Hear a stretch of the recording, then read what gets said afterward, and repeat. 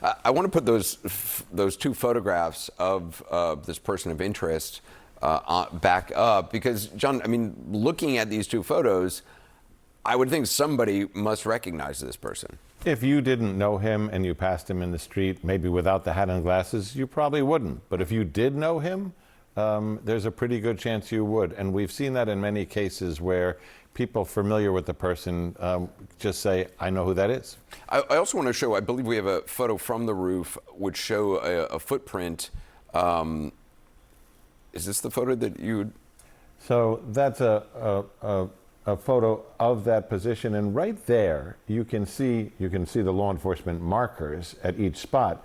But what you can see is where it appears somebody was laying down. There's, you know, the impressions of where the foot would have been, where the palms would have been as they extended that rifle out. It's actually an imprint in gravel, essentially, of the body position of a shooter. Exactly, and this won't particularly aid in identifying the person. Now, there's always the possibility, you know, that you could extract DNA if he had an ungloved hand off of there, but it does help establish the crime, the place where the crime took place. When they get a suspect, you know, the measurements may help. But the big deal today is they have a gun. The gun is likely connected to the crime. The bullet that was fired from that gun came from a shell casing that remained in the chamber. He never, after seeing that shot, ejected the shell casing. I got to just jump in. Sure. I understand we have some new pictures of the person of interest from the Utah Public Safety. These are other images. We'll try to blow those up a little bit more, but we are just getting these in now. And what you glean from these photos is the rifle isn't in the picture, but now you get a clearer picture of the backpack. And we learned from the Thomas Crooks attempt to kill Donald Trump in Pennsylvania, you can disassemble the rifle. You can put the parts in a backpack and assemble it, you know, when you're on site on that roof and take that shot.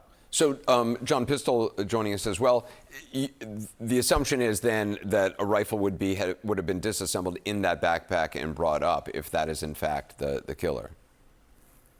Yeah, that's right, Anderson. And the whole idea is, what can the FBI do to establish that rifle that was found to the shooter in this case, based on whatever forensic evidence that they have gleaned from that. The palm print, okay, but what do you compare a palm print to? It's not like fingerprints for driver's license or passports or things like that.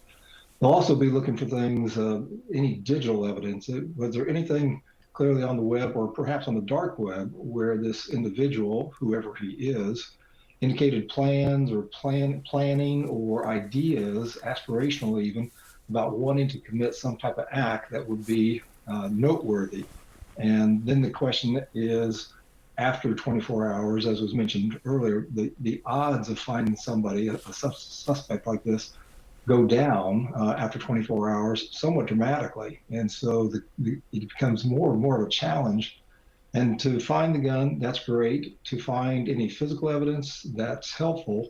But what ties this individual into whoever he is, how is he identified, and then what can be done to locate him once he is identified? And so family and friends, they're seeing this and they've got to be thinking, oh, I can't believe this has happened, but we've got to notify the authorities, and whether it's for the $100,000 reward or not. But right now, person of interest is not helping anybody other than trying to locate this individual.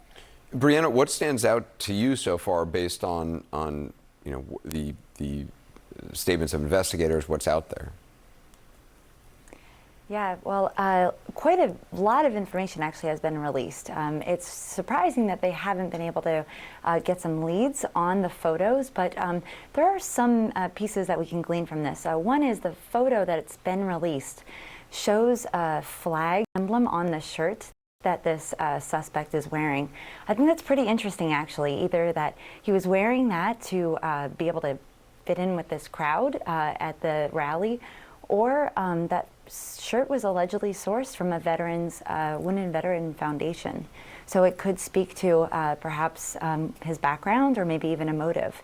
Additionally, I think the shell casings are going to be extremely useful in the next few hours and days.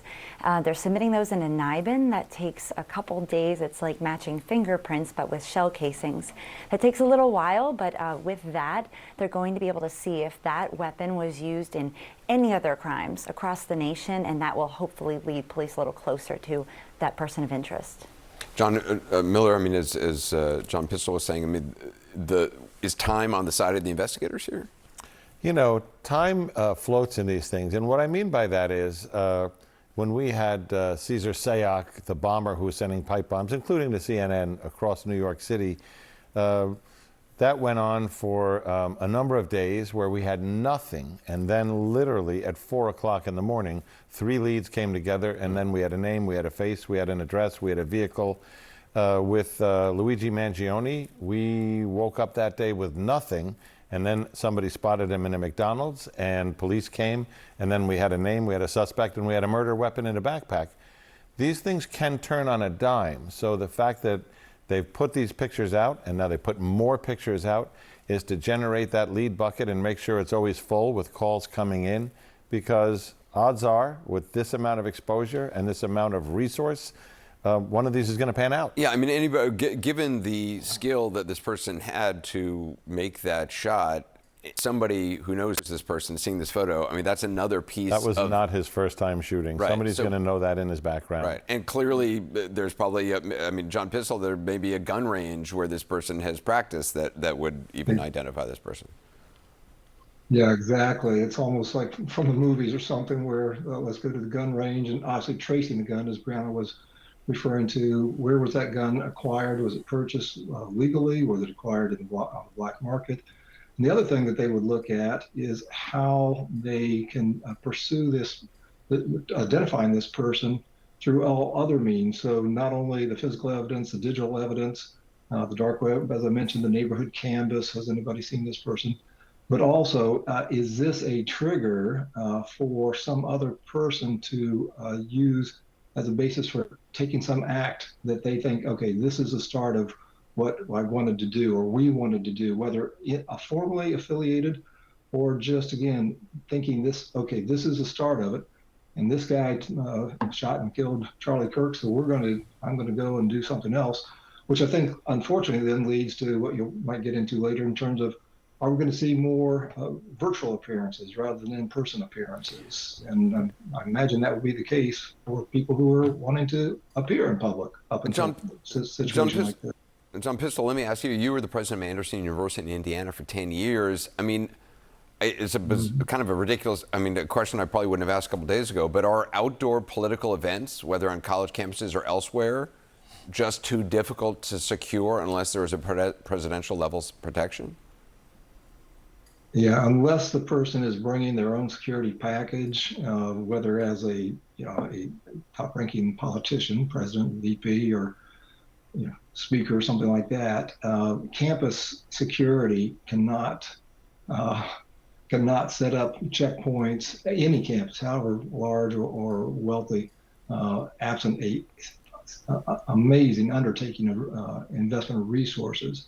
And I mean, Charlie Kirk had, I mean, his security, I was looking at the videos, they certainly seemed to know what they were doing. They were scanning the crowd. It looked like it was a close protection detail because a lot of them, rushed in right away. They got him into that SUV. They weren't waiting around for an ambulance. They seemed to know, how to keep a close protection detail. But we're told by the university there were 6 university police, also assigned to this event. But there were thousands of people there, and clearly no one on the roofs.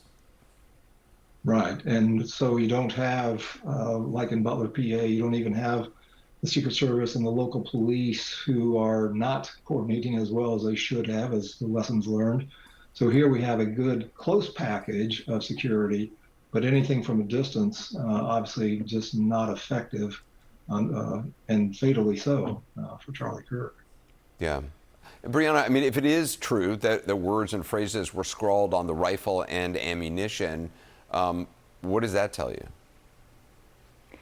Well, this is a throwback in a way to what we saw even just with the Luigi Mangione killing in New York City, where there were notes inscribed on the shell casing. So all of this leads us to think that this is an ideological shooter, and that sort of fits the profile that we're seeing with several shootings, these politically motivated shootings these days, which are increasing frequently by the day. So one thing that we notice about ideological shooters, they tend to be younger in age, 20s and 30s.